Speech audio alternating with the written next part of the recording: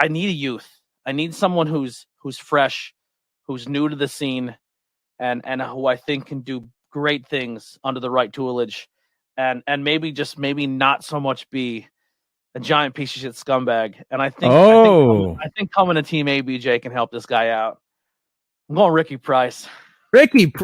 See, this is I Pryce coming down. You ever have that jock in school? You're just like, this guy is a complete jerk. That's Ricky Pryce. Yeah, that's that guy. Answer. Let's just say it together. Ricky Pryce. It's just hands down. He's a nice guy. He's cool. No, scum. He's talented. He is on the naughty list. He's not doing this to Andy Headers. He's not doing this to the Molsons in the locker room. He's picking on the small. It looks like he wants to do it to you next. And they brought him leading the way. Moondog Pryce. I hate Moondog Bambino. Ricky Pryce can't even dance. Look at him. He looks like an idiot. I want to bury the hatchet. Look at him. You're the goat, all right? I love you, man. ABJ, not a bad guy, I guess. Blackwell! Got a shit, but yo, this dude is such an idiot. He never is gonna see that shit coming, but I'll be right back.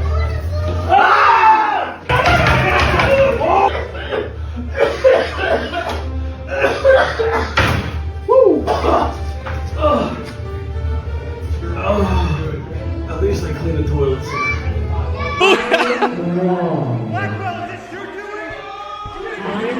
Are you meddling? You don't mess with a guy who knows how to do production. Oh, it was in the recycling bin, wasn't it? Yeah. My bad. You're dead to me. You're dead to me. Fresh! A totally fresh Ricky Pryce. Oh, my God. It's a dream match! I hate this. Alan. You better watch Zach Xander here. He's terrible. Xander lying in wait. Yeah, you're a bum. 2, 3. Ricky Pryce is out. He's out of here. Scott, I hate you. It's the same thing with you, ABJ. April 30th, on your podcast. I'll tear you apart. Here we go. I hate this. Say it with me. Sanctuary champion Ricky Pryce. I love the way that sounds. I hate the way that sounds. Sanctuary champion? I'm not even... Oh, I hate this!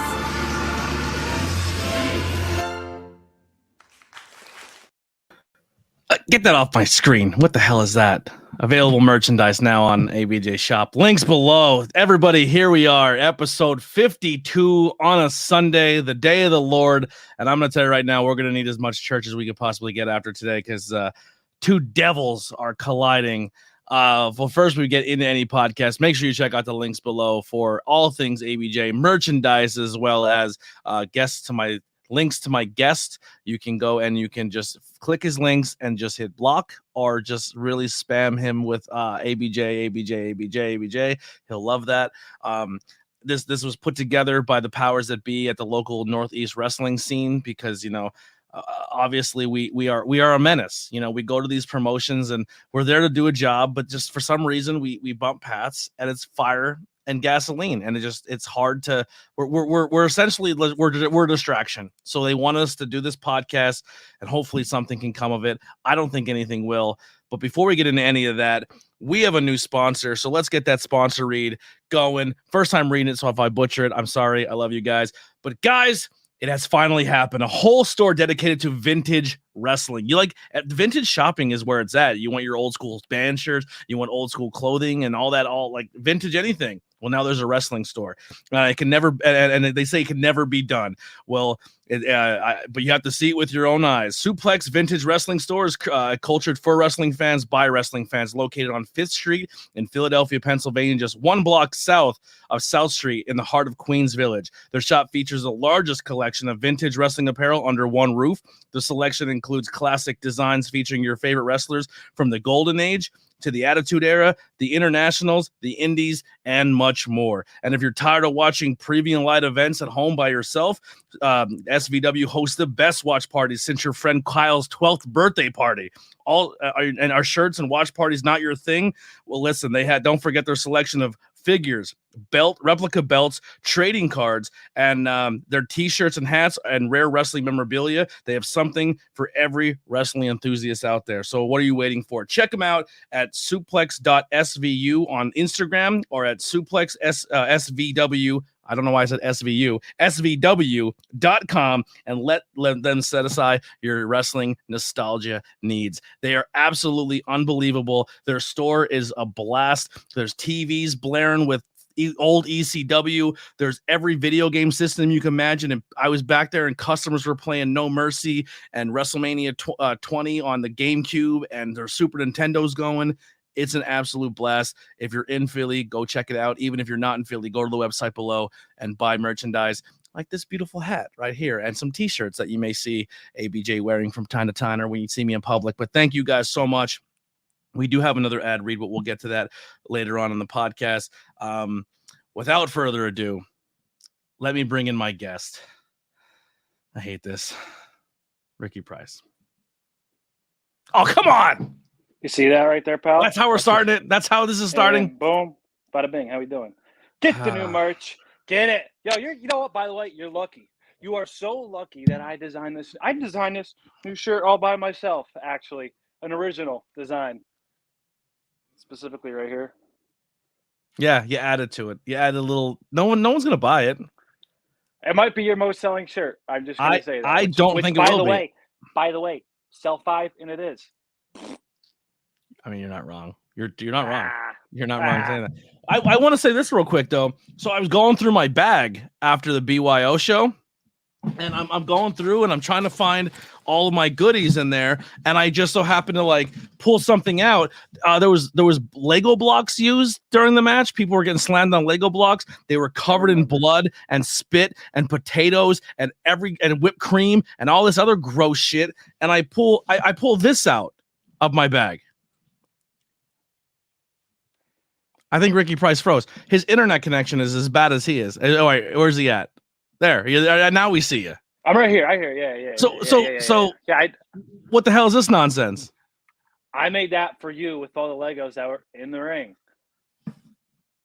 and I saw your little gear bag, and I said, "Pop it in there." And I'm glad you found that. I can't stand you. And I you're can't right. My Wi-Fi is pretty bad. I'm gonna blame the weather today. Okay, but regardless, sorry about that, guys. All right, so I seen you made your little package and your video to slander and to get the audience on your side, but here's the deal. Listen, I'll take some responsibility here, but you're just as cocky and as terrible as I say you are. Like, it takes two to tango here. I disagree with that. So let me this is how this all started, by the way. I was in like my 3rd month wrestling, and I'm just still trying to figure out what's going on.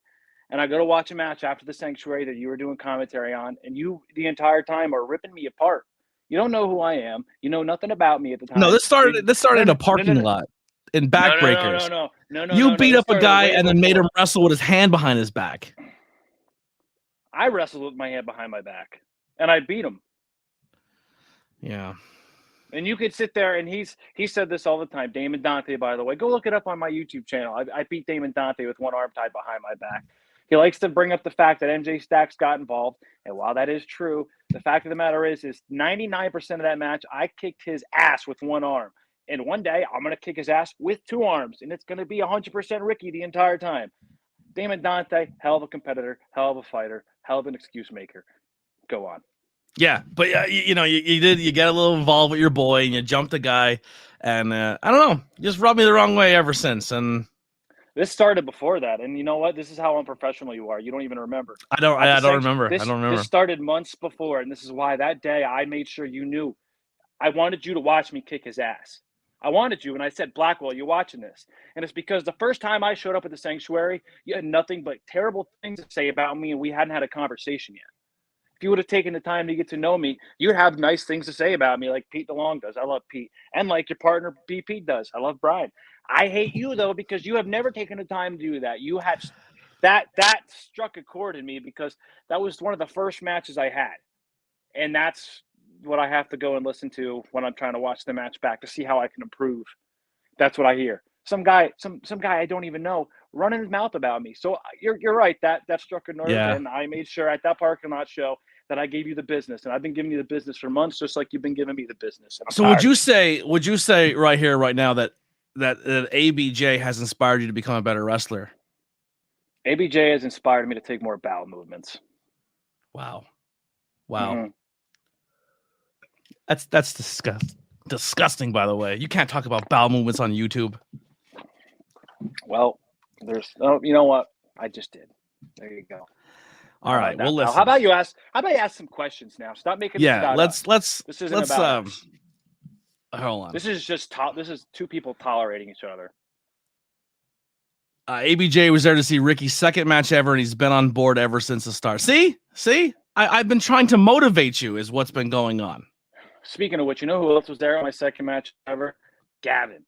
And Gavin and his dad, they're the ones answering asked the questions. They were there, and that night, I met the coolest dude ever. ABJ is a great judge of character. I listen.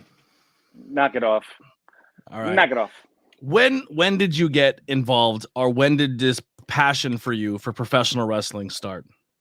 It all started when I was in first grade. I specifically remember a kid bringing in two Matt Hardy and Jeff Hardy action figures, and I was like, "Yeah, that's cool.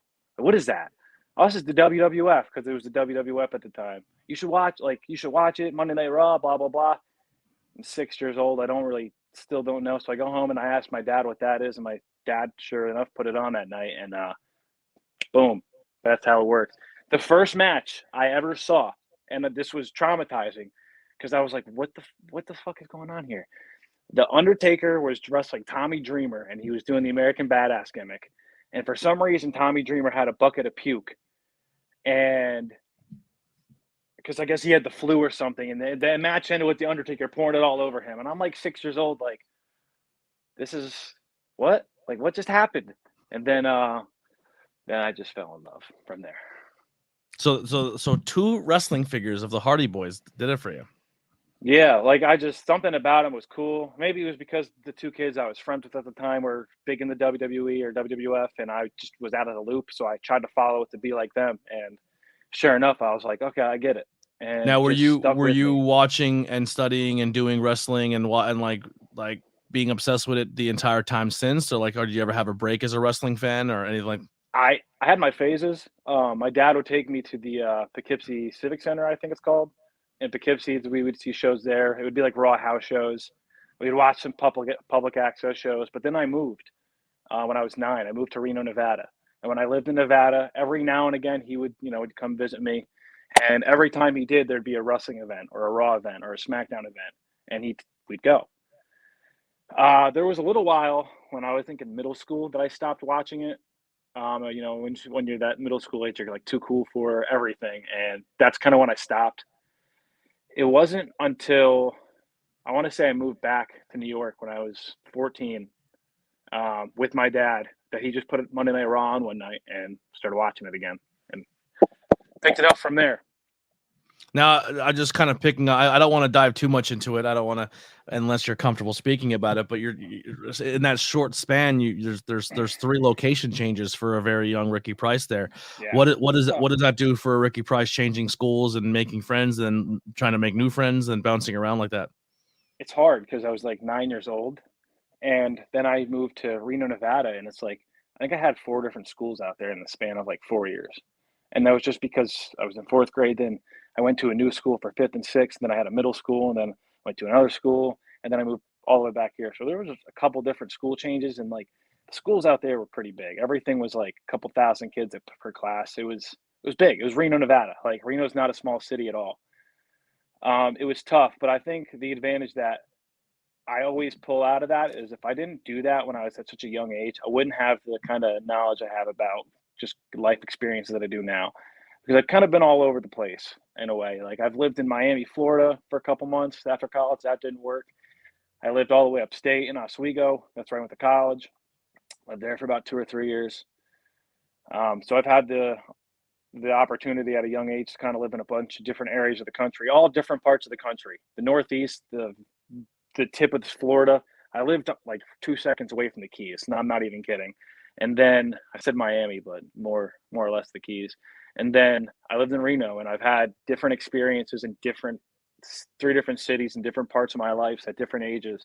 And that's just kind of helped me grow as a person, because it's tough to go through all that, because it's a lot of resetting and starting over. And you finally just find your groove. And I've lived in New York now again for about 5 years, I want to say. 5 years since I moved back from Florida. And it wasn't long after that I found backbreakers. Yeah. Now, is this something that, are you in a phase now where you're like, you know, you've been seeking stability and now you want to like lock down and stay somewhere and kind of find that bubble and be there? Or are you the complete opposite when it's like, that's cool, but I'm not afraid to test my waters and go move and chase dreams and do what I have to do? Like, where do you fall on the spectrum when it comes to that? I've spent enough time in my life going from place to place to place. I just kind of feel like that's what the rest of my life might end up being like. And I hope so, because I get bored. I get bored so quick with stuff.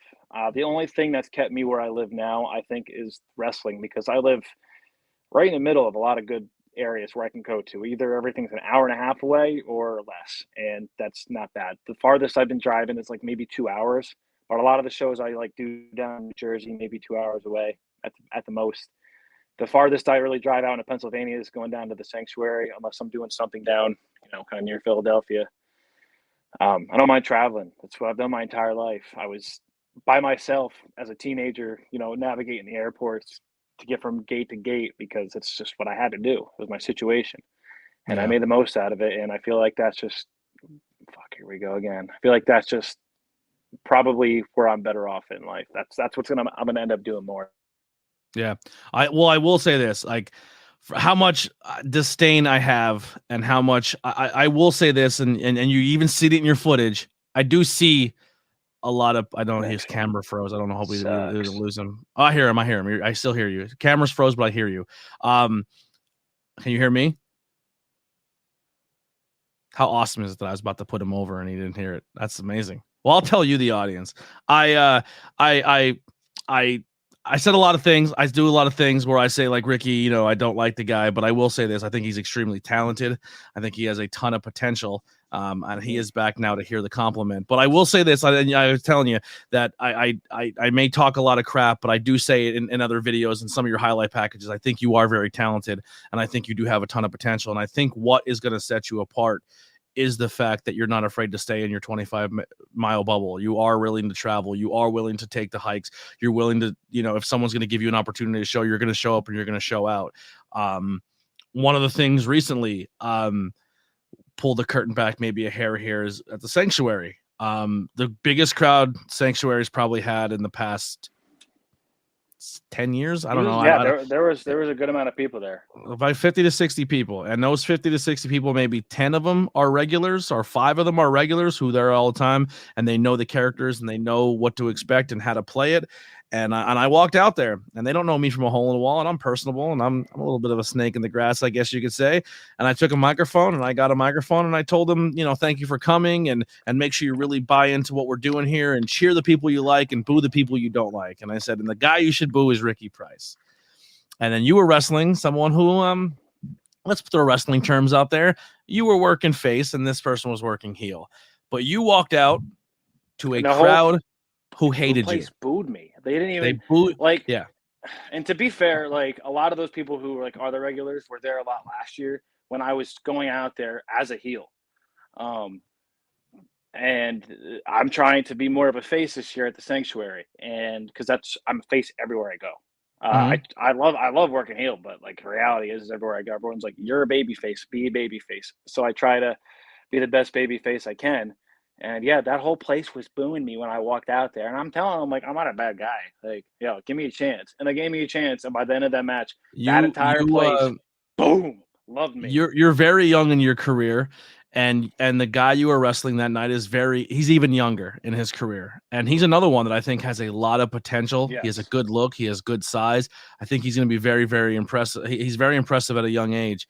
And you kind of played ring general, and you kind of said, hey, man, and you weren't making it about yourself, but you knew that there had to be a story being told here, and the crowd was misinformed on the story that was being told. So you're saying, hey, man, I need you to do X, Y, and Z, because the crowd needs to be, their brains need to be rewired. And I think you had about 8 minutes to do that.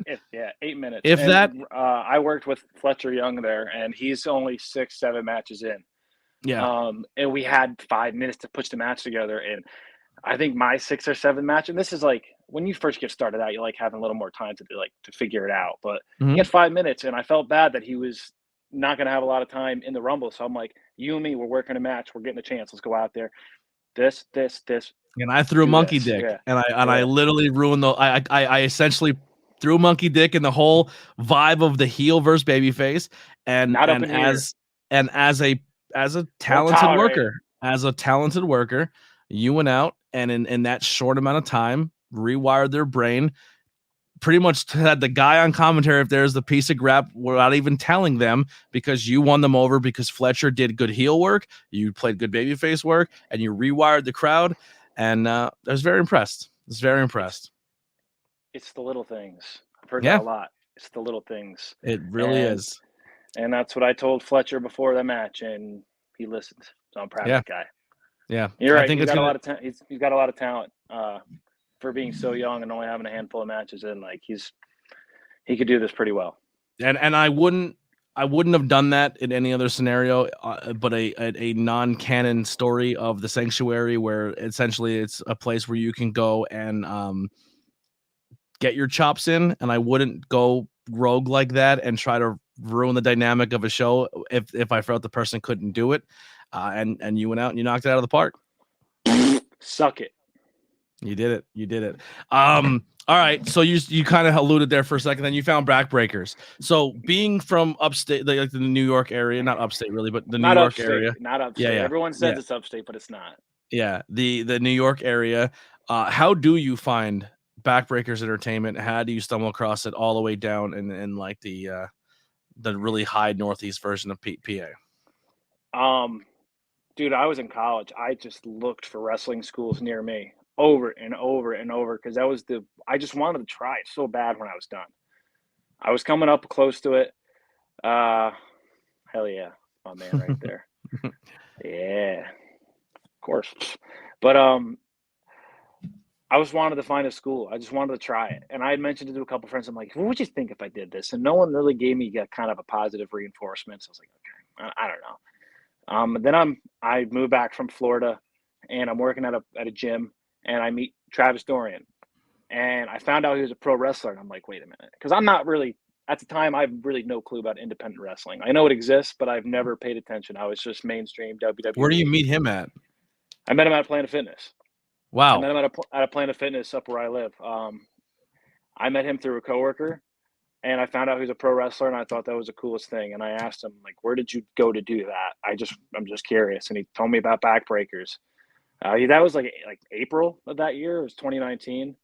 I told Stax about it, because Stax and I also had talked about trying this for years. Because I met him on the bus when we were in high school. When I first moved back, I met him on the bus probably that first week of school.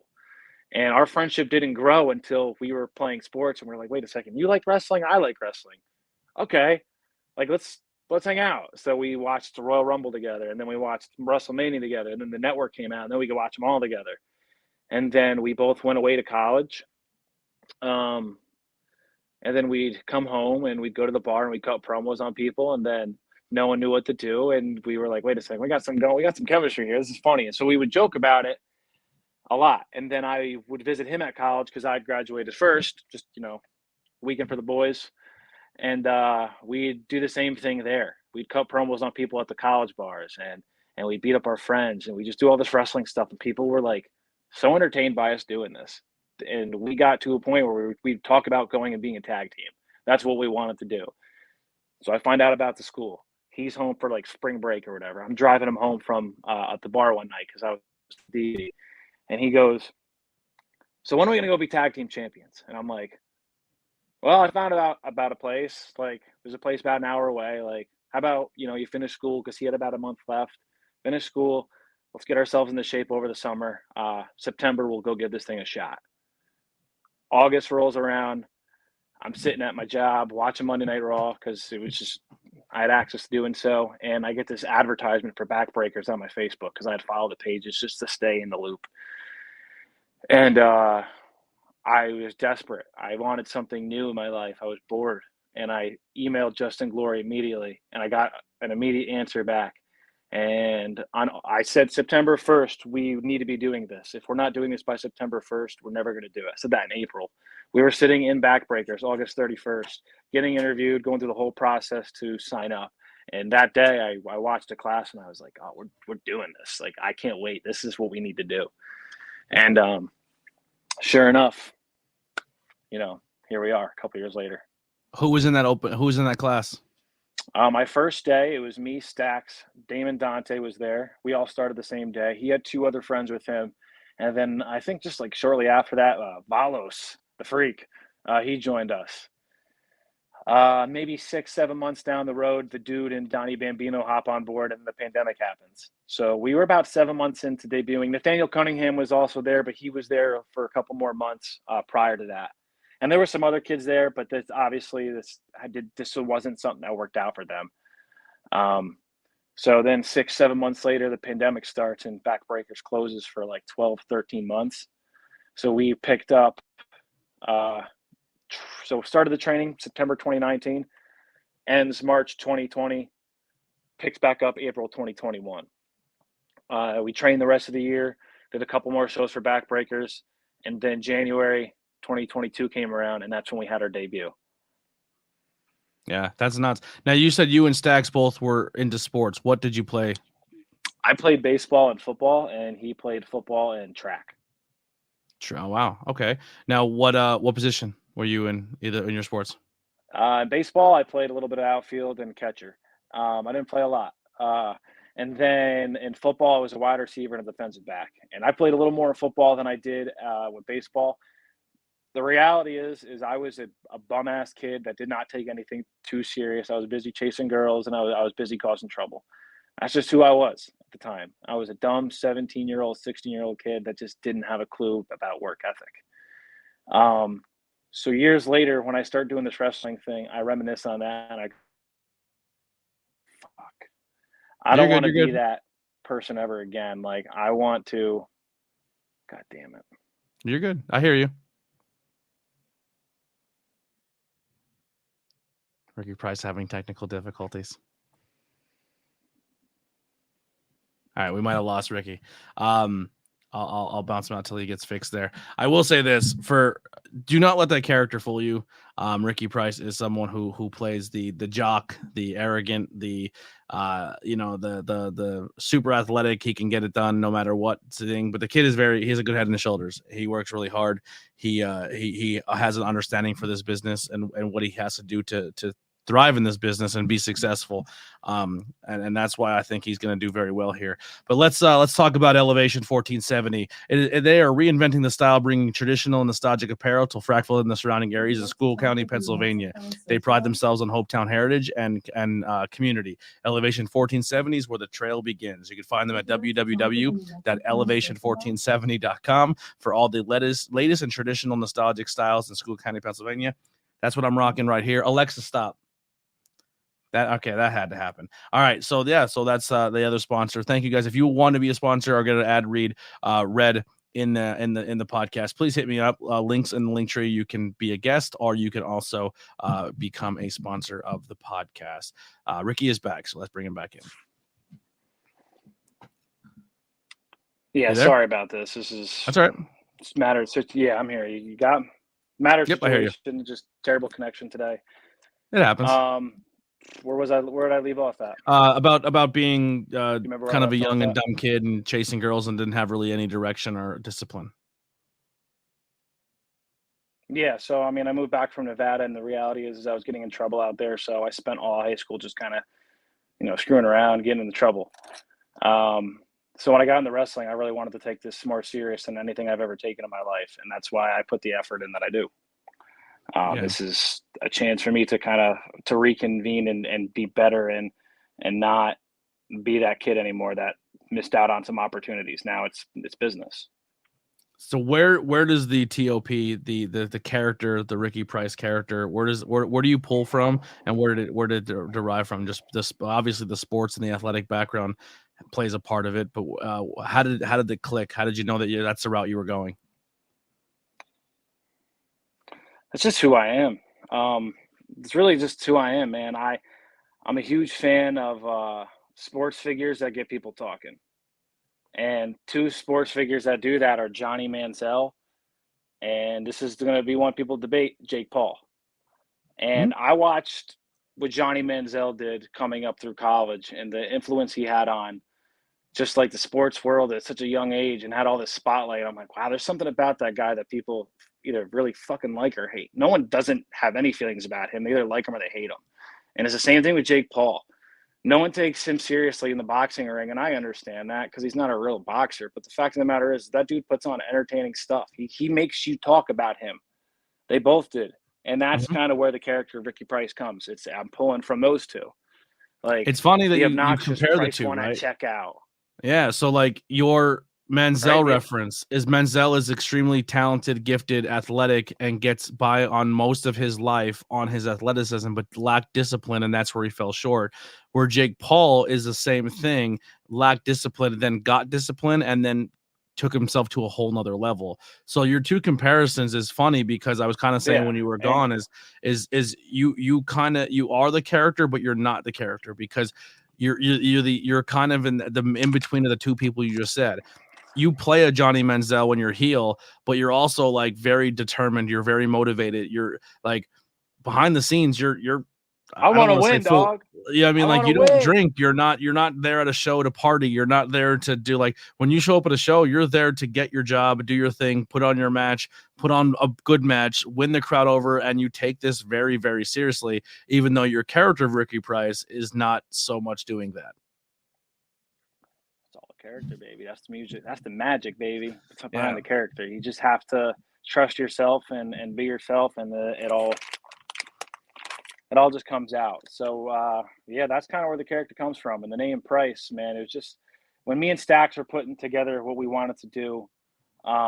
Pryce, we were going to be like spoiled money guys, and that's just too fucking easy. And we started doing that, and that's where Pryce, money comes in, and stacks of cash comes in.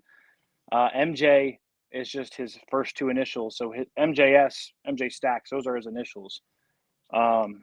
He wanted to call himself something else. And I was like, MJ Stacks. I just said it one day. I'm like, that's fucking tough. Like, that's a big, tough dude. Like, and Ricky is just, my middle name is Richard. My dad's Rich. My grandmother, I just thought because you were a dick before she passed. You get it? Here you go. My grandmother, before she passed, she had dementia, and she would call me Ricky because she thought I was my dad because she would call him Ricky his entire life.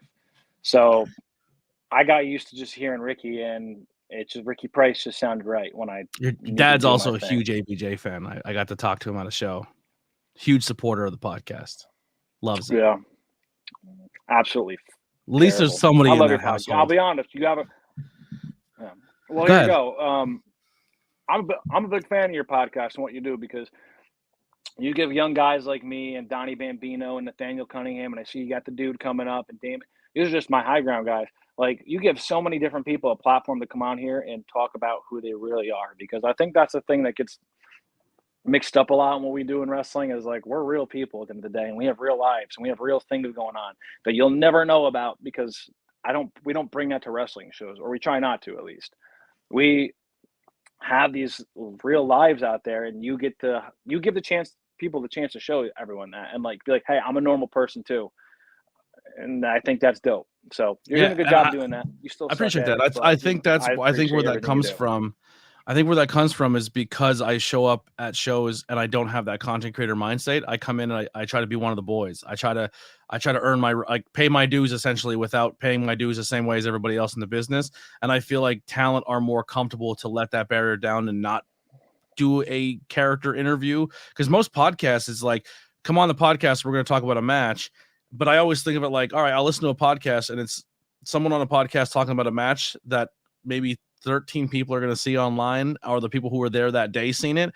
But realistically, that podcast doesn't hold up. If you come to my podcast, you're going to learn about the person, the real life person, the character, what drives them. And I think like, I feel like when people get to know the real person, that's what's going to make them bigger fans of that person. And that's what's going to drive them to support them more and stuff like that. Like I'm a Howard Stern guy. I'm like, one of the first interviews I heard Howard, when he really started doing his interviews, he had Miley Cyrus on. And I just perceived Miley Cyrus as the party girl, drunk girl. Who cares? She's a waste. Everything was handed to her from her dad.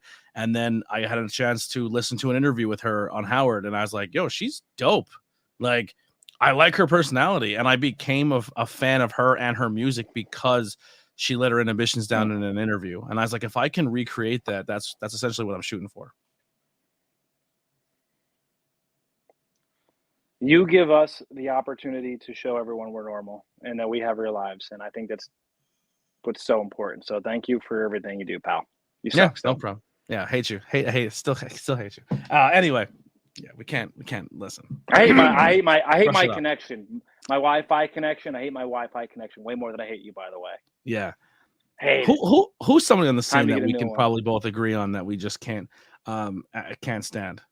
Probably Roxas, right? What the hell is a Roxas? It's a vampire. Is that what he is? He's a vampire? That's all I want to say about the topic. I don't do spooky. Don't want to talk about vampires. These vampires.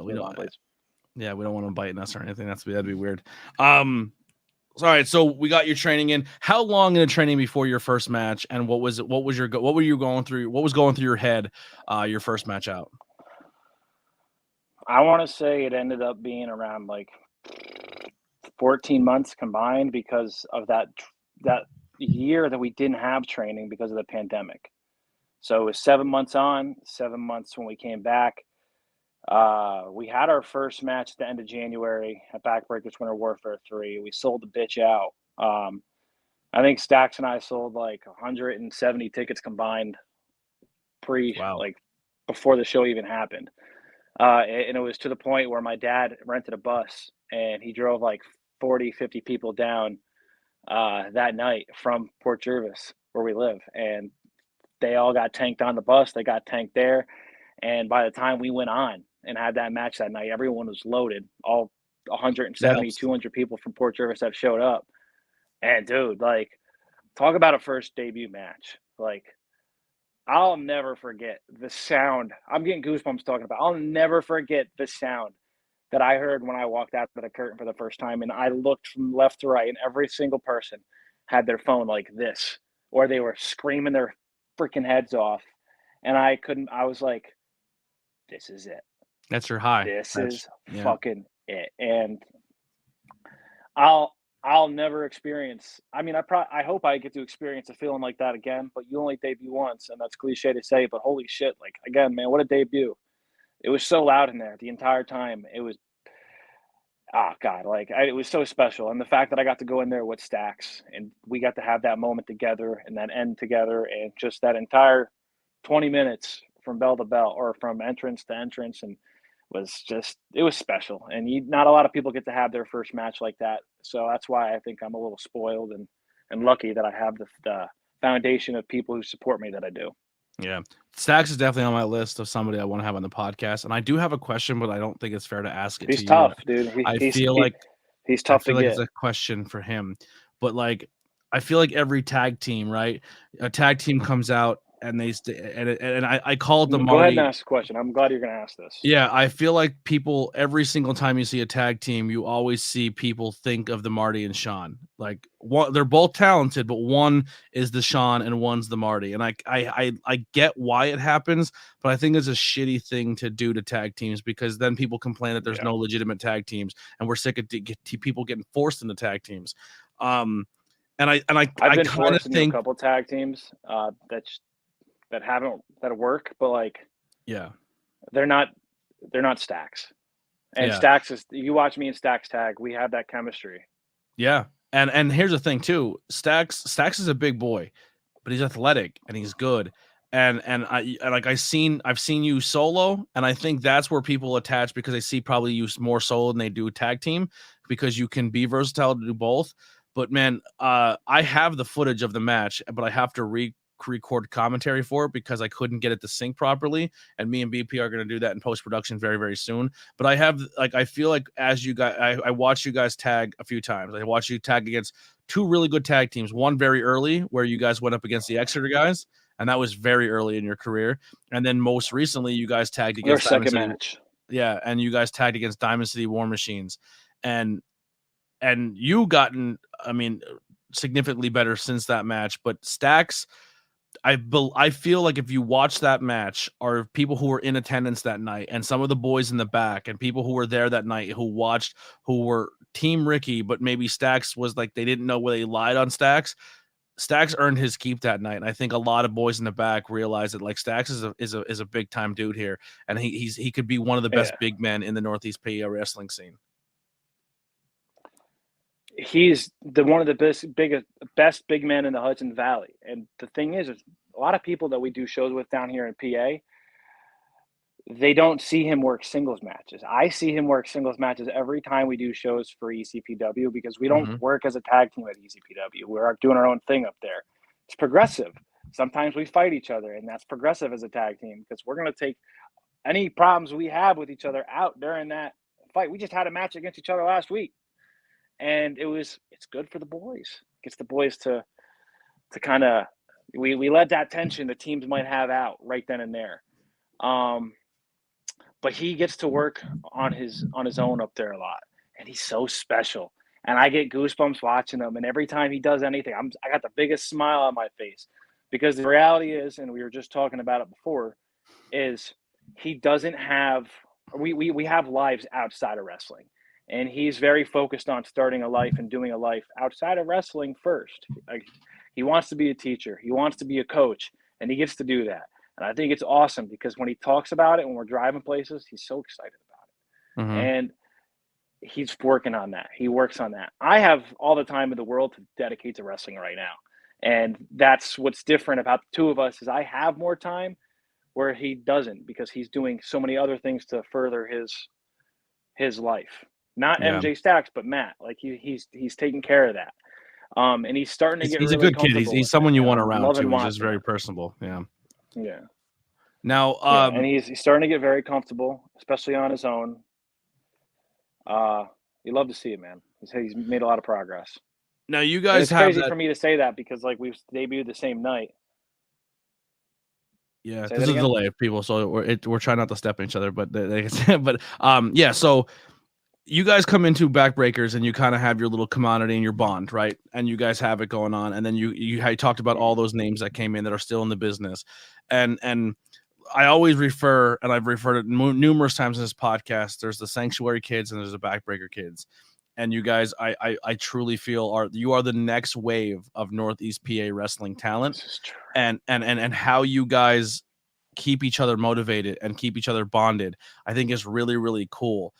How did you guys do? Is that something that happened during the pandemic, or did you guys disappear for the pandemic and not talk to each other and then pick it back up after? Like, when did that click? And when did like? Let me reset myself here. Go ahead and plug something because I can't hear. Okay. Let me reset myself. All right, so he can step away for 1 second, reset. I don't have any sponsors, but we'll just talk a little bit here. Thank you guys so much. George in the chat now. Mofolk and Ricky Pryce. That's that George. Me and George now have like a little rivalry going, but it was a one-time thing. I think it was a lot of fun. But I do have some footage coming up very soon for my new vlog. It's gonna debut on Wednesday. So Wednesday's a new vlog. I don't really promote the vlog, but I think this one's really fun that you should check out. Monday, Rembrandt will be back on the podcast. We try to book that. Things fell apart, so make sure you come hang out on Monday. Tuesday will be the Dude, so make sure you come to the Dude. We're going to talk about him in a couple seconds here with Ricky Pryce. So make sure you tune in to the ABJ podcast and check out some great stuff that's coming up. Also, right now I'm out of work. I don't have work. I don't have a car. I'm trying to figure out how I'm going to either pay to fix my car or buy a new one. Ricky Pryce joined in twice in my screen. There's 2 Ricky Pryces. I know which one because the one's moving. But yeah. So all this great stuff is super helpful. While I'm sitting at home and I'm trying to collect myself and get myself on board and wait for these at-home jobs maybe to come in or whatever it may be. T-shirts are available. My dudes in the Discord have been making me crazy logos, and there's tons of good merchandise that's coming out. So if you guys can grab a t-shirt or a sticker or whatever it may be, it helps out so much. It helps me I'm essentially paying money to people to drive me to shows so I can get there.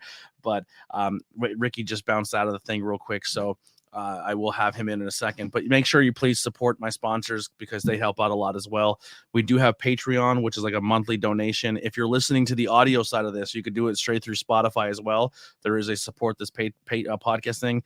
It's like a monthly thing that comes out of your bank or your card. It's like a $2 thing. You could do $2, $5. It's like buying ABJ a beer every month, and it helps grow this podcast and helps me all that small stuff helps. But a lot of great stuff. This month of May coming up, I'm telling you right now, is going to be insane. There's going to be like 18 interviews, and there's some pretty fucking cool heavy hitters coming to the podcast this month that I think you guys are going to definitely really enjoy. I think Ricky's back. We'll bring him in here, and yeah. I hate my Wi-Fi way more than I hate you. Gears to the new T-shirt idea. ABJ hates everyone. Oh, there it is. That could be one. Everyone hates ABJ. Everyone hates ABJ. Squid Sterling says the dude. Squid Sterling, I'll give you a little teaser. One of those interviews that you're going to hear this month is Squid Sterling. He is chalked up for the month of May, and we're going to hear a little bit from Squid. But so you were saying before, when did this crew of your stable of people from the Backbreaker School, when did that click happen? When did you guys realize that you have a bond here? When did you realize that was a thing and you guys kind of motivate each other and keep each other pushing and helping each other get better? Almost immediately, because the first person that we met was Nathaniel Cunningham. And we've just been boys with him since day one. Like, you just meet people and you just click, and we have always clicked with him. Damon Dante, at the beginning, he wasn't there a lot. He would come in and out. So it took him a little while to really find himself and to establish himself kind of just back at Backbreakers. But in the meantime, everyone, like, all the pieces get added one by one. You know, Donnie and the dude, we clicked with them. Joey knew people already, or Donnie knew people already. So he was already comfortable being around everybody. The dude was always very shy and very quiet. And then one day they were like, all right, act like you're a heel. And he did this thing, or he's just walking around going, nerd, dude. And it was like, he came right out of his shell that day. And that's like where the dude just flourished. Like, he came out of his shell that day and we couldn't believe we were watching. Like, this guy who hasn't said a word, like, is the funniest guy here. Like, he's gonna have the longest career in this business as long as he doesn't keep headbutting turnbuckles, because he is in a situation as a professional wrestler, and I don't even know he's aware of this, and I can't wait to talk about him. He doesn't have to do dick in a wrestling match. I tell him that. You don't have to do much. He literally has to learn 3 moves, and everything else is crowd work and crowd control, and he's gonna make a living in this business and not going to have to do a goddamn thing. And bless his soul. Good for him. Yeah, his body is going to feel amazing in 30 years. Man. He's like, if he picks moves smart and he finds a way to make those moves, like another guy who does that and he's in amazing shape and he kills it, Stan Styles. Stan Styles is going to wrestle.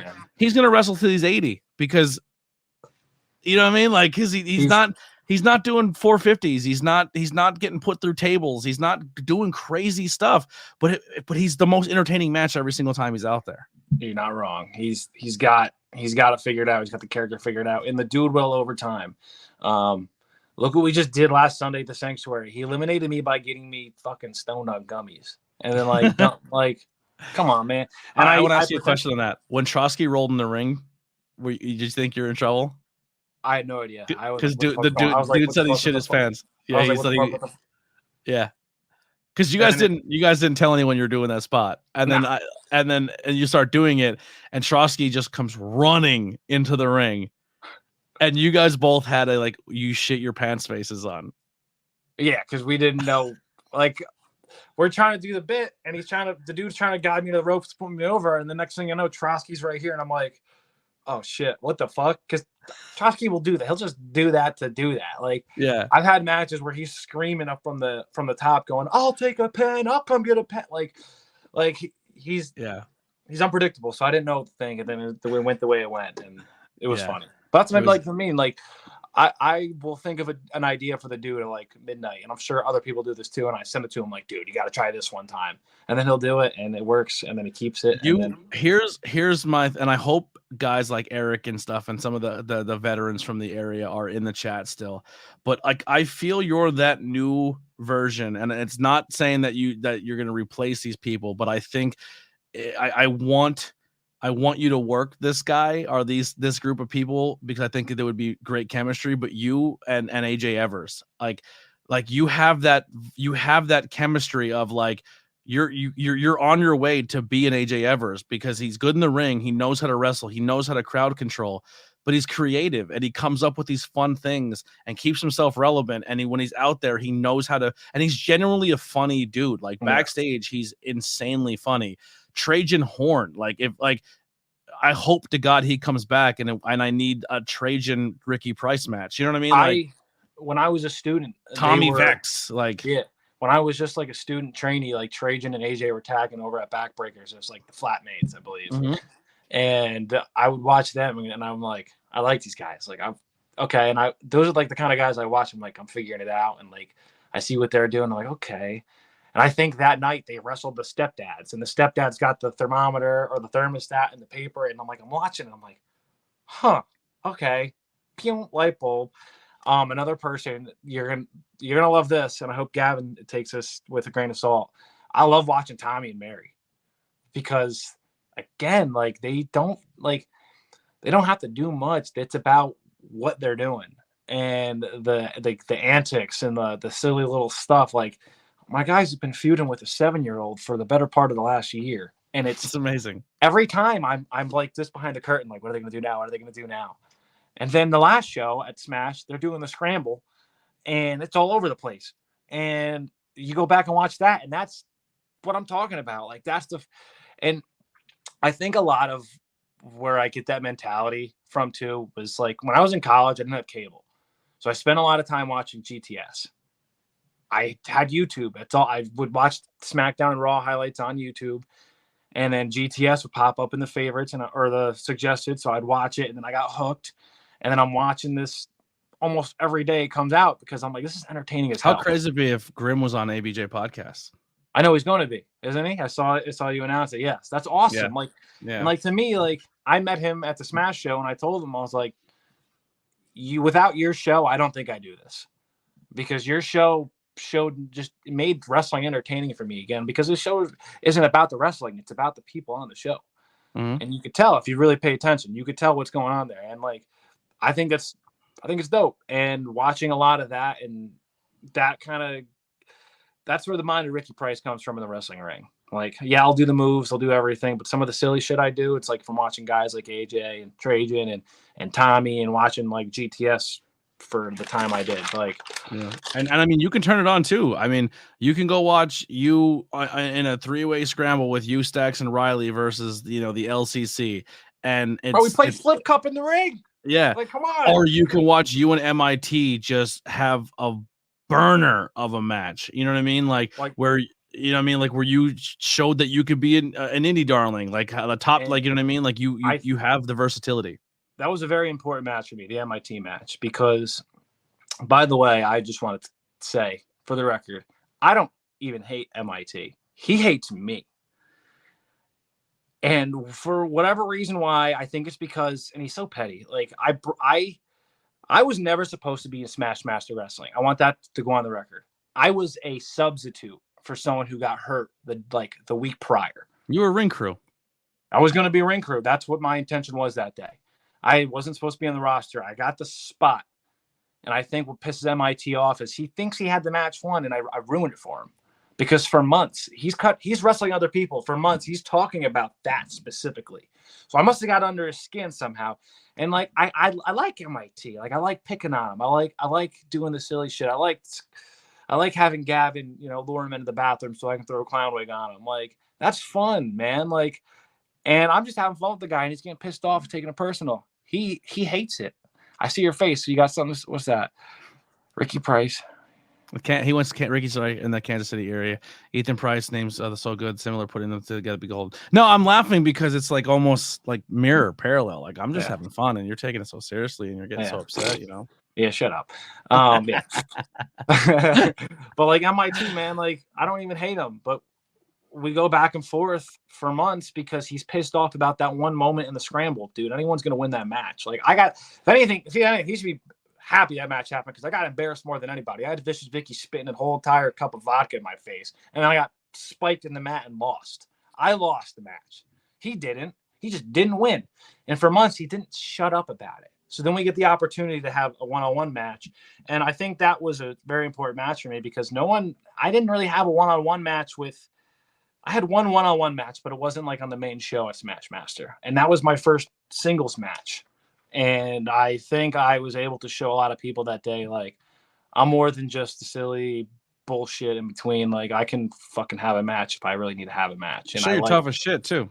Motherfucker, you took a boot to the face, man. A hard boot to the face. You got your nose split all over your face. You know what I mean? Like, and it was crazy. But guess what? You could have easily stopped. You could easily stop. You could have called it. This is my mentality. I get kicked in the face. I touch my face. My nose is still good. My teeth are here. I can tell what's going on. There's blood all over my hands, but it is what it is. Let's keep going. And I think another thing that really pisses MIT off is he kicked me that hard in the face, and I got in the ring and I started goofing off. I was biting his hands. I was laughing. I was having a good time still because, motherfucker, I'm here to do this. I'm here to beat people up, and I'm here to get beat up because that's a part of what we do. And I don't give a shit. If I get kicked in the face, man, it's part of the game. It is what it is. Yeah. And the first thing I said when I walked through the curtain was everyone was like, "Are you okay? Are you okay? Like, you got blood Scott in the chat, by the way." Fuck Scott. Everyone's like, "Are you good?" And my only thing I cared about was, does it look cool at least? And everyone's like, "Yeah, I guess." And I'm like, "All right, I'm good, man. Like, my nose is fine. Like, blood's blood. And, like, it happens." And carried on. Now you do have a match coming up here at Smashmaster Wrestling. Well, we will plug this and get this out there so people can come hang out and watch. You are on the end of a huge losing streak. You have yet to win a match at Smashmaster Wrestling, and likewise, your opponent has yet to win a match at Smashmaster Wrestling. You and Riley Crow, Saturday, May 6th, through Civic Center in 500 Sanderson Street through Pennsylvania. Doors at 5. Show starts at 6. All seats $20. Kids under 12 are free. Use code ABJ, and you get a little discount off your ticket. Our price one. Either one, you get the same discount. You might get more of a discount for mine because I'm cooler. But definitely come see this matchup. Let's talk about this matchup. What's going through your head here? How you game planning? How do you plan on taking out the strange bird? I'm gonna kick her dick off. Oh my god! I'm gonna kick her in the head. I'm gonna kick her in the chest. I'm gonna kick her in the arms. I'm gonna kick her all over. But she's known for her kicks, so like. And that's what I got. But so am I, dog. Like, you see me out there. See how big her. He has some really strong legs. I just did leg day today, pal. I'm getting ready. All right. She does. Good for her. I'm sure she'll kick me. But listen, I got kicked square in the fucking face and got up and started laughing at my opponent. Kick me. Go ahead. Listen, I'm desperate. I need to get a win. I don't know what's in the water at the Troop Civic Center. I don't know. And he almost got me banned off TikTok. Dog, I don't even know what your TikTok is. You got yourself banned. He commented on TikTok and called you a jerk, and it was reported for hate speech, and he got a 7-day ban. That's your own fault, Scott. He's convinced that you reported him. He said you're a snitch. I don't even know his TikTok, so that's blasphemy. But anyways, I'm actually really looking forward to this match, Riley Crow, because this is a match that I need. I don't know what's in the water at the Troop Civic Center. I can't win there for whatever reason. I have no problem other than any other place, but for some reason, Smashmaster's just not been my vibe, and I'm starting to kind of. Here's a question for you: is this your first? And now, Smashmaster Wrestling and Riley doesn't. She would feel the same exact way, and I do as well. Is this your first one-on-one intergender match you've had? Yes. Yeah, it is. But I'm not going to treat it that way. And I knew you wouldn't, but I'm just saying this is a first for you. Yeah, when the bell rings, we're two competitors. I don't care who you are, what you are, what's going on. We're the goal is to win that match. And whatever happens. Like, it's a part of what we do. Man, you don't sign up for this to not fight people. You sign up for this to fight people. It is what it is, man. It's business is business. And I know she's bringing the same mentality. She's tough as hell, dog. She's a badass. She's Samoan trained. And I'm not taking that lightly. Did you see me go when I was training in the woods? I seen you training in the woods. Mm-hmm. Man, I'm ready to go, dog. And it's just the stuff I'm showing you. There's other stuff happening that I'm not showing you. Let me talk about that real quick. When it comes to the independent wrestling scene, I don't think there's anyone doing it like you, man. When it comes to the online promos and putting a match and making people excited for a match. I mean, this podcast alone, I mean, we're doing our thing, but you put it out there. Like, I truly feel if a wrestling promotion hires you or brings you to their door, you're going to bring a value, whether it's either an online presence or whatever it may be, because you do the extra work on the side. You don't cut a promo in the front seat of your car saying, I'm a tough guy and I'm going to beat you up, and this is the reasons why I think I'm going to win. You do music videos, you do Elmer Fudd bits in the woods. Like does that also attribute to like your Grimm's Toy Show and then stuff like that to of why you do those extra steps? A little bit. I grew up making YouTube videos and Vines and TikToks, and entertaining people is what I want to do. Like, the wrestling is my way of doing it right now. And I love it. I love thinking of a stupid, silly video to post online to make people laugh, because that's what stands out. And like, that's what, like, this is my mentality, right? People are mostly always on their phones. Always. A lot of people will try to take pride in not posting, being like, oh, I'm too cool to post, but they're on their phones anyways. People are on their phones. So if you're putting it in front of them and you're showing them, your personality or the different things you can do or what you bring to the table, they're going to see it and they're going to take notice. And I think that's very important. I want to sell those matches. I want people to get hyped up. I want like, that's how you do it. And I was talking about how Jake Paul's an influence on what I do. It's because that's what he does before every boxing match. It's what Conor McGregor does before every fight in the octagon. It's what Floyd Mayweather does. Like, this is what the big stars in like fighting do. In boxing, in MMA, they sell the fight, whether they're beefing with the people or not. 9 times out of 10, those beefs are fake too, because they're making millions of dollars. They know what's going on, but we're going to go fight. And we're still going to fight. But like, hey, you do this and I do this, we're good to go. Yep. We do this scripted reality sport, and you need to sell the matches to bring people there, because at the end of the day, people are still online. And if you do enough work, people will believe it. Yeah. Right? Yes, they will. People will believe what you're doing. Even people who are in the business will believe it.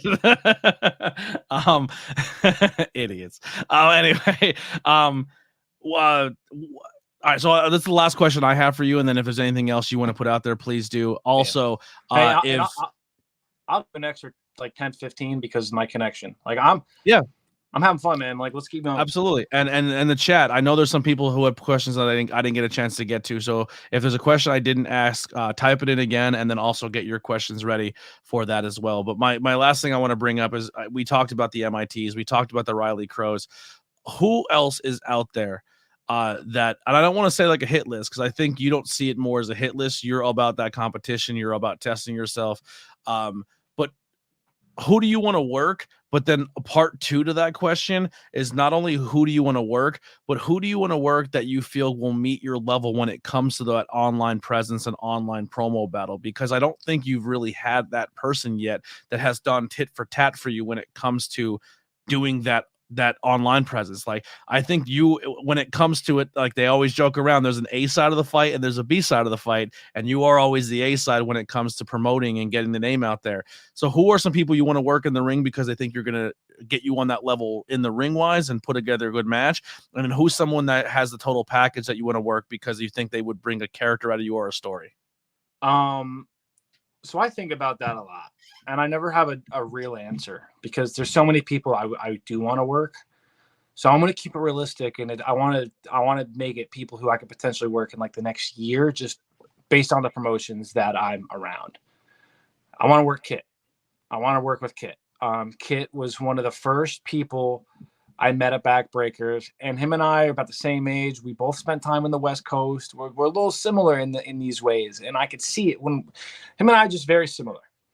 And I think in ring, whatever him and I can do, it's going to make me 10 times better because I watch what he does, and I'm like, oh, I like that. Like, I have a very similar-ish thing I could potentially do with that. Okay, I think Kit would be the guy that I definitely would want to face before anyone else, just based on. Crazy how you said we're around the same age, but Kit seems he's such a veteran in the area, and you know what I mean. Like, I got into this very late and had a lot of obstacles, like I said, the pandemic and everything. So we're about the same age, and he's been doing it a while.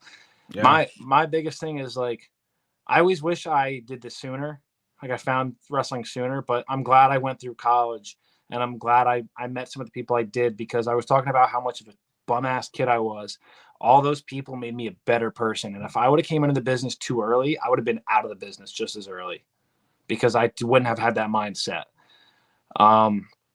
So, yeah, we're the same age, isn't it? I think it blows people's minds sometimes when I tell them how old I am or if I'm older than them, and they're like, wait, what? I've only been in the business. I've only been working matches about 14 months, but like, it is what it is. If I got in this a little sooner, I probably wouldn't have been ready for any of this. And so I'm glad it worked out the way it did. You know, I said it before, I watch him, Tommy, Vex, and Mary. I like what they do because there's story involved. There's more than just the wrestling moves involved. They're very creative, and a lot, like I said, I've watched them at Smash shows because that's where I met them, was at the first Smash show. And I see what they do, and I study it. And I think if the three of us, maybe 3.5 of us, if there's a little man that wants to get involved somewhere, that wants to take out a bully, if we did something together, we'd have a lot of fun. So Tommy and Mary, man, they're entertaining, and I think we could fucking do something awesome. I just want to. I'm not pitching, but I'm pitching. But I think you and a little guy, because he's already been known to go to this guy's house and terrorize his house to get back at him. But imagine you and him taking a little ride and doing a little dog poop flaming bag on a front porch. Like, I'm just saying, I think that'd be really entertaining to watch online. Tommy keeps picking on my boy. I might have no choice. It's crazy. What we got here? Is there any part? So if you have any questions, please put them out there. Is there any place apart the Northeast PA scene that you would like to wrestle independent wise? I don't really have an answer, honestly. I'm very, very happy with where I'm at right now. I'm sure at some point I'll get an offer from somewhere, or someone will try to get me to wrestle somewhere that I'd never even thought about, and I'll go do it. But I'm also not turning stuff down. I like to go places at least one time and figure it out and see what's going on. Even if I'm out working a match, I just want to go and see what the show's like. One I see a lot that I think I would like to kind of dip my toes in maybe is like Excite, because I got a lot of guys that I've worked with who are already at Excite. Like I see Squid commenting, and I was talking to Squid the other night about it, and he goes there, and maybe I work with Squid one day there. Who knows? Maybe I work one day there just in general. But Excite's one of those that I see a lot of, and I like to get up there because there's a few people up there I'd like to have a match with, and just even work with, like Trevor Terry, Tyler Reed. I'm miss people on this one, but like, not bring up all the names, but like, there's a lot of people up there who I think I could have a lot of fun wrestling with. Yeah. Now here's a match that you were kind of talking about, and I don't know if it's ever happened, maybe at Backbreakers or at training. Have you ever crossed paths with the blue collar brawler Travis Dorian yet? Yes. And you'll never see the footage, because we were going to do a thing at Backbreakers where we were going to film matches to go to our YouTube weekly, and the footage just never came out. But like my third or fourth match was against Travis. I would like to do something with Travis now because I've only just like grown so much since then. That was like February of last year. I was not even having matches for a month at the time. I had no idea what I was doing, really. I was just following direction, and I still do that, but now it'd be much different. I think you and Travis would be a really fun first Friday fight at the Sanctuary. Like I said, dog, I ain't turning anything down. I would like to. I mean, like I said, Travis is the guy who got me here, and that's something I just think that would make sense for the two of us to go in there and do it. Come to Australia, so you get your ass handed to. I am a Crocodile Dundee. I would go down there and have no problem, Scott. And then there's this bum I hear trying to ride your coattails. Me and Ricky versus ABJ. He's not riding my coattails. He's sitting fucking in the front seat with me, bitch. That's Crispy. That's Ride my your dog. coattails. We're bonding because we hate you. Yeah, because of bum. Give us what we need. Shut up, ABJ. I hate you. Let me and Crispy be. Me and Crispy had our. When are you and Crispy tagging? Me and Crispy tagging, bro. We'll do it. Listen, I would. You know what I want to do? You asked me people who I want to work with, and I don't really have. Again, like I'll work with whoever I get paired up with. I'm a scenario guy. I would like certain scenarios to happen. I would like to face every single member of the Honor Society, and I want to beat them all, and it's going to end with Andre Polino. Okay. He's not a member of the Honor Society, but he's for some reason, the five of them can't stay away from each other over there. So there's some deeper connection, I think. And I actually want to see you and Andre in a match. I think that'd be a really. I do too. Match. And Andre and I have talked about it. It'll happen. That's going to happen at some point. You and Hawthorne, I think, would be a good match. I've actually worked a triple threat match with him. I'm saying a one-on-one. I think you and Hawthorne, but Hawthorne. So Hawthorne is special. Hawthorne's very, very good. You could put Hawthorne in any venue, and Hawthorne's going to be Hawthorne. But he's a special performer, and that's when Hawthorne's in the Sanctuary, he's Super Saiyan. You know what I mean? That's a different performance you're getting. That's a different Hawthorne. That's another beast you're experiencing as Hawthorne under the lights and under the roof of the Sanctuary. And I think that would be a fantastic fight. Book it. You heard it here, Angry Wrestling Vet. Get it done. Anything else, Ricky, that we didn't talk about that you want to get out there and talk like? Plug. Let's talk about special matches that I've had.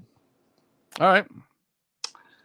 My debut match against MJ Stacks was probably the most important one, just because it was the first one and the significance of it.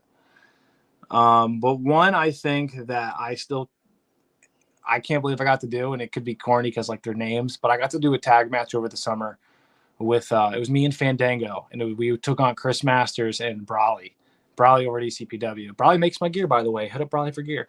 But we did a 3-day tour with Fandango and Masters with ECPW, and I hadn't even had 20 matches yet. And your team of people you see on TV. Yeah, dude. And like I grew up and I was pretty into the Chris Masters character. The physique, the presentation of it was just something that was like, it was cool and it attracted my eye. If you would have told me almost 20 years later that I'd be having my first, professional wrestling match with a name against that guy, I'd fucking think you're crazy. Never thought that'd be possible. And then I tagged with Fandango. And the funny part about that is his ringtone or his theme music was my ringtone for like 5 years. And I get to come out with him too. And I told him that beforehand. I'm like, dog, like, I don't mean to be a mark, but bro, like this shit was my ringtone for a long time. And now it's like coming full circle. And you know what happened during the entrance? I jumped up on the bleachers and it was raining that day and I slipped and I almost fell on my ass. I caught myself, but I still fell and Fandango laughed at me and it was a good moment. What were you doing then? I was obnoxiously doing it. But that match was really special because like that was the first match where they were just like, all right, let's go out there and do it. And I'm like, oh shit. Like I feel like I'm not there yet. And I'm going in there with those guys and doing this. And it was a fun match.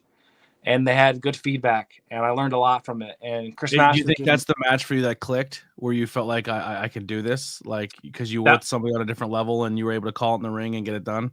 That was the match where a lot of lights turned on, and I was like, okay, like it gave me the confidence because like it was a very simple match, but I still got to do it with guys who all have been doing it probably just as long as I've been like being able to walk. I don't know, like they've been doing it a long time, and I watched all these guys on TV when I was a kid, and I got to go share that experience with them. And then after the match, Chris Masters gave me a lot of like very helpful advice on body and physique, because that's the one thing, believe it or not, I struggle with, is trying to figure out, what the right look is. Body dysmorphia is very real. I'm not a big guy. I'm not a little guy, but I'm not the guy I want to be. And he gave me some very, very helpful advice that really helped. Yeah, it's definitely a body industry, and it's tough. Yeah, I mean, who better to give you body advice than the masterpiece himself, right? Yeah, so, yeah. That was an experience very, very thankful for. Matt Holland says, Did you get the master lock?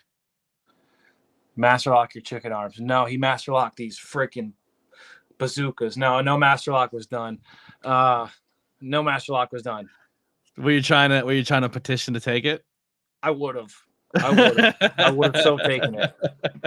It's funny. If you go watch the matches on my YouTube, if you go watch it, the beginning of the match, I'm like in his face, like, come on, pal. And he's like behind Frank. Frank, the ref, actually refed it. And he's behind Frank, like, let me at him. And I'm like in his face, like my little ass, like flexing on him. It was fun, man. Another important match, the MIT match. I feel like that was a match where a lot of people started to really see what I could do on my own in singles action. And I've only gotten better since then. So when me and MIT inevitably run it back, I'm going to kick his stupid ass and kick his mustache right off his face. It's a great mustache. It's terrible. I could grow a better one in a week. I just choose not to. There it is. Yeah. Anyways, and then the tag match with Diamond City was special because the first show Stacks and I ever helped out at was the night Backbreakers had a tag team tournament and they won the first ever titles. Yep, and they won 3 matches that night, and they became the champions. And me and Stacks were there to be a tag team. We wanted to be a tag team, and we knew at some point, like, we're gonna have a match with these guys, and I can't wait for that day. Just because these guys went out there, and it was like a spectacle to us because we really hadn't been around independent wrestling shows at all, and that was one of the first shows we were at. So it was just special to see it, and then almost 2 or 3 years later for us to all share that moment and have the match that we did. There's right now there's a little bit of a hurting when it comes to the tag team division at the Sanctuary. Just saying, if Stacks can come out on a Sunday, that would try to get him up there, man. But like I said, he's a hard guy to get. Yeah, tough. It'll happen. He's like a cicada. He only comes out every so often. Who else is on the scene? If you were to recommend somebody, be like, hey, keep your eye on this person. What they're trying to do out there. Good person behind the scenes in the locker room. Who's a name you'd put out there? See, I could name a lot of people. I really could. There's a handful of guys, group load of guys at ECPW I work with that you should look at. I'm only naming these guys specifically because they're the guys I do the most with. Love is Pain, Captain Pain and Love Jones. Love them. Love Jones is great. We got a big tag team match against those two at the end of the month. Me and Stacks are making our tag team debut in ECPW in our hometown against those two for the ECPW Hudson's Valley tag titles. I can't wait. I've had the opportunity to work with them a couple times, and it's always been really fun. I worked my first street fight against them this past September, and that was a blast. Like, if you get a chance to go look that up, go look it up because it was so much fun. You can look it up on ECPW Fully Charged YouTube channel or my channel without the commentary. It was a fucking awesome match. Beautiful Buddy Thomas, he's another kid. Tamir Gibbs, he's another one. Drew Marson, he's another one. Oh my God, Blocks. I could sit here and name so many people from that company, but those are just the guys I spend the most time with. Yeah. Any one of those guys, book them. They have a guy over there. You asked me before, someone who would do the promo to promo thing with me that I think would have a lot of fun with. If you get the chance, look him up. His name is Dr. Leroy Venkman. He's pretty new, just like me, but he does this character where he's a mad scientist, and his promos never fucking miss. Never. And I can't describe them to you because they're just unique. Did you ever see the guy in the scene right now, Hamlet? No, I haven't. He's essentially Buffalo Bill, and he has like chained up prisoners, and he's telling them to put the lotion on the skin or against the hose again, and he's combing his hair, and it's unbelievable. Goodbye, hose. I get you. He's good. He's good. All right. Well, everyone, this is your last chance. If not, Hunter's going to close it out with this last question of the podcast. If you could write a letter to a younger Ricky Pryce, what would it say? Be patient. Be patient, because you never know when life is going to drop an absolute golden opportunity or give you that thing you've been looking for. You never know what's going to happen. You never know who's watching. Yes. It could happen at any moment. For me, when one of the hardest things I struggled with was when Backbreakers was closed, because I wanted to do this so bad. I just wanted to have one fucking match so bad that all these obstacles just got in the way and everything was making it impossible. I never thought it was going to happen. And when the pandemic happened, all I did was work out and study. And I had other veterans like Mike Mitchell sending me videos to watch, and he's like, study this, watch this. And I kept myself ready, and I kept myself like in the mindset, like this place could open up again tomorrow and I'll be fucking ready for it. And I waited. You admit Mike Mitchell would have been a good match too. You know what? If I'm going to add one more match to my list, it would be him. I'm a big Mike Mitchell fan. Like you did square off. No, in a tag match. No, in a tag. In that tag match. In that tag match, yeah, you guys did square off, but that one-on-one would have been awesome. I like Mitchell a lot. He's one of the people I watch, and I'm just like, man, he's on a different level than most of the people around him. He'll probably hate that I'm saying this, but like, he was one of the guys that he's like, come here, kid. Let me give you some advice and show you some things. When I was very, very young, him, Johnny Moran, Travis, John Redbeard, we'd get together on Thursdays down at Backbreakers. How did that just slip through our fingertips? You want to talk about someone to go promo for promo and video for video with? You versus Eric Redbeard is the meal ticket. Eric Redbeard. Or John Redbeard, not Eric Redbeard. John Redbeard. I don't know why I did that. I literally had a brain fart. What? Yeah, John, dude, he's the king of viral videos. Don't get him started. All right. The guy's been on Tosh.0 twice. He fell flat on his face on a treadmill. And yeah, okay. I love him to death, though. I would love something with him at some point. He's genuinely a good friend of mine. I talk to him a lot. I just saw him last week. He's going to be on that hometown show that we're doing at the end of the month. He doesn't work a lot, but when he does, it's something different. And I'd have to for you. You should talk to him. You should start something up. Just like give me a month or two, and just let's do stuff online and have fun with this. He would be down. Yeah. We were talking about people earlier in the scene that you just think are good people, and I'm gonna throw one out there. And I actually was gonna legit say his name, but then he said something in the chat that's really funny, so I'm gonna put him out there. But like, the more I hang out with Donnie, man, he's a good kid. I like him a lot. I'm a Donnie guy. But then Donnie also then just won me over even more with this. When are you going to admit that ABJ is the best? Now's your chance. Let's close this podcast out. I mean, you already said you enjoy the ABJ podcast. You enjoy everything I do. Can you just admit that I'm just like the top of the echelon? Like, I'm just that guy. No? All right. No. Donnie, I like Donnie, though. Listen, me and Donnie, we only get into it because the little toothpick, Nathaniel Cunningham. Like, at the end of the day, I feel like Donnie's got team of player potential. Ooh. Yeah.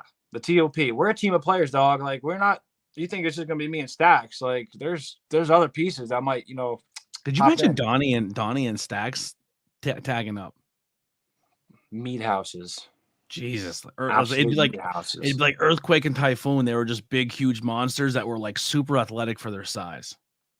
Those two would be like the most obnoxious Italian mafia soprano. Oh like, my tag god. team. I'm not this would be their song. Donnie and Stax would come out and they would come out to I'm Not a Player, I Just Crush a Lot. Jeez Louise. The Incubus version though. Yeah. Bro, you just got kicked out of your own team. It's Donnie and now you and Nathaniel are gonna team up, and then Donnie and Stax are a new I'll team. never no. Listen, I just kicked Nathaniel's ass. That's all there is to it. Okay. All right. We'll wrap it up there. Thank you guys so much for hanging out. Ricky Pryce. I don't know. I feel a little better about you. You know, I feel like in the scene. I feel like on the scene, I think we will be a little more cohesive, and we're not going to be ruining shows and make, you know what I mean? Because it's tough. We're menaces. People got, you know, they have to make sure one of us get there before the other one, and you have to be on one side and I have to be the other. Maybe we can fix that a little bit so we're not just a distraction to these Northeast wrestling scene shows. Maybe we'll see how it plays out. I think you should shut your mouth. I think you shut your mouth. I get paid to talk. I'm a commentator. My Wi-Fi tried to make that happen a couple times and I kept coming back. So good luck with that, pal.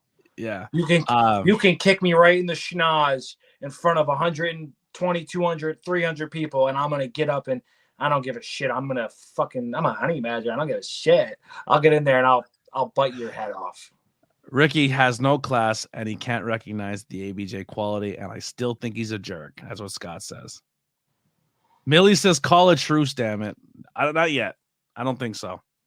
Scott needs to shut up. Yeah. I agree with Scott. I think you should recognize that ABJ is top quality. Yeah, top quality toilet paper, maybe. Wow. There was some of my hair on that swirly. That was gross. That's how I know you're top quality toilet paper, pal. Nasty. Where can people find you on social media or buy I don't know why they would buy any Ricky Pryce shirts. I think anyone who would wear a Ricky Pryce shirt is an idiot. Just a stupid idiot. Yeah, absolute jackass. Everything I have, TikTok, Twitter, Instagram, YouTube is at the Ricky Pryce. Facebook, just Ricky Pryce. And Pro Wrestling Tees, you just got to look up Ricky Pryce. Price with a Y. And or you're sponsored. You have a sponsored website. I do. I'm sponsored by fansidea.com. I'm surprised we didn't talk about that more. I'm sponsored by fansidea.com. They make custom jerseys, custom jackets, custom shorts. They got so many custom things you can do. And it's very affordable. Very affordable. And the quality's good. I could not believe how affordable it was the first time I bought a jersey. And then what happened was I bought the first jersey, and then I bought a second jersey, and I was posting pictures and posting my content, and I was getting myself out there, and I tagged them, and they saw that, and they asked me to become an affiliate. And every now and again, we'll collab, and they'll hook me up with new stuff. I got a code. I honestly never thought I never thought the Pryce One code thing would work. It was going to be a gimmick. It was going to be annoying. It was going to be again, I told you, Jake Paul is someone who I watched a lot of, and I take a lot of what he did on YouTube and I apply it to what I'm doing on my content. And the Pryce One thing, that's what that was supposed to be. And it fucking works for some reason. People use it. I don't understand it. But it's cool. They hooked me up with some cool shit, and I've built a really good partnership with them. Yeah. I went and looked, and a hockey jersey. And like I said, the quality is good. The hockey jersey is $45, and then you can put your logo on it. If you want to put your logo on, I think total that it comes out to at the end of the day is $60, and it's a custom jersey with your name, and you could pick your own colors, and you get 10% off when you use the code Pryce1 at checkout. Yeah, it's a good website. Why wouldn't you want to do that? Yep. So definitely hit it up. People in the chat. I don't know why they keep saying the price is wrong. The price is wrong. Price is wrong. These are all your little Discord minions. I don't. That would be a catchy shirt though, if you think about it. The price is wrong shirt. Why would I wear that? Why would I? It would look that. It would look cool. Look at that. That's a dope shirt. Actually, I want to be realistic. Maybe this is people are wrong about you. You know what I mean? And that would be just don't gas. I think you're trying to gaslight me. Don't gaslight me. the thing about the price is right and the price is wrong. That's the one thing I kind of want to avoid. I feel like it's too easy. Like for like a logo or like a slogan or anything, it's just too easy. I don't want that. The price is right. If people want to chant it, they've done it. Fine. No merchandise like that. Okay. Too easy.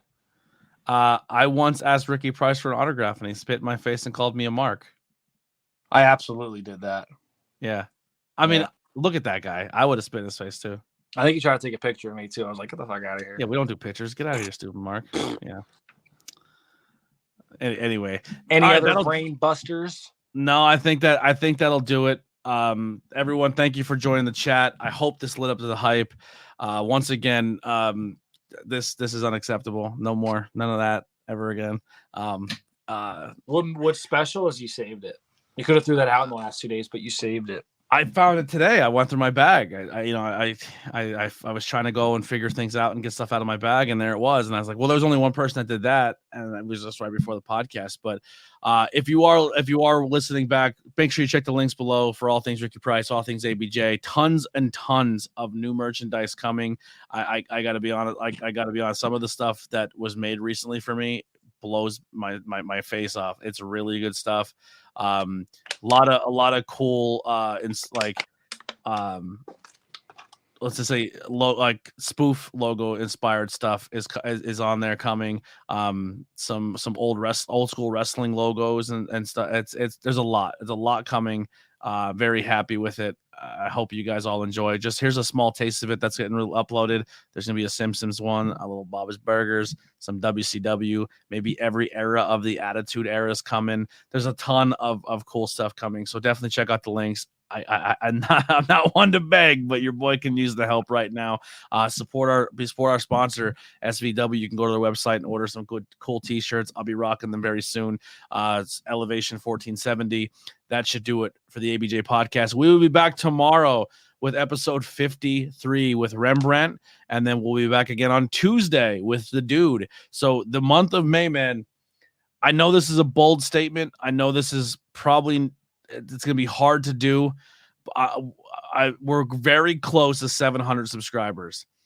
I'm literally going to put out 18 episodes in the month of May. I'm not working. I'm not doing anything. So if I'm at home, I'm going to grind and I'm going to make this a thing. So the month of May, I want to get close to that 1K or possibly hit it. I want to try to do it in 1 month. I think I'm putting 18 episodes out. 18 people bring another 10, 20 people to subscribe. I'm going to do it. This is the month. May's going to blow it up for me. Oh, is this the pup? This is Pricey pup here. This is the doggo. That's it's Gooby doggo. Pryce. Gooby Pryce. Is that a border collie? No, it's a Brittany Spaniel. Oh, Spaniel. Yeah. I had a cocker spaniel when I was a kid. She's my hunting dog. Well, she's not my hunting dog. She's my dad's hunting dog, but she hunts birds. So really? If Riley Crow, you want to screw around, maybe I'll have someone ringside with me this Saturday night at the first Saturday Night Smash show. There it is. All right, everybody, that'll do it. Here's some music by Billy Trey. We will see you on Monday. Goodbye. See you, doggo. That's the coolest thing. That's the coolest part about you right there. That's the coolest Pryce is Doggo Pryce. He's so cute. I love her. Yeah, he's a good dog. All right, we'll see you next time. She is great. We're out of here.